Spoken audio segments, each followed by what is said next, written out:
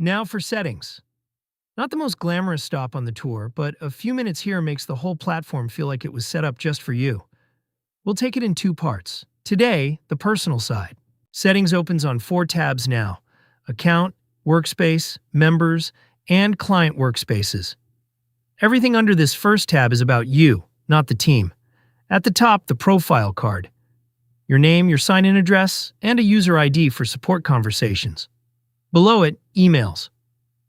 You can add a second address, verify it, and anything sent there finds this same account. We won't add one today. And two-factor authentication. We switched this on back in Lesson 3.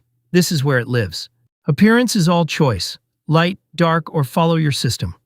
Watch the cards, dark, and back to light. The whole workspace follows instantly. Below that, country.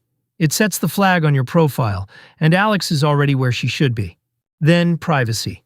One checkbox, and it is the analytics opt-out. Left on, LeanProjax collects anonymous usage signals. Which pages, which features. Never your project content. About tells you exactly which version you are on. Useful in a support ticket. And at the bottom, the danger zone. Deleting your account, with a preview of everything that goes with it. One thing moved out of here. Handing a workspace to a client now lives on its own tab. We look, we do not touch. Next lesson, the workspace half. Plans and limits, the governance style, your team's access levels, and the working calendar. See you there.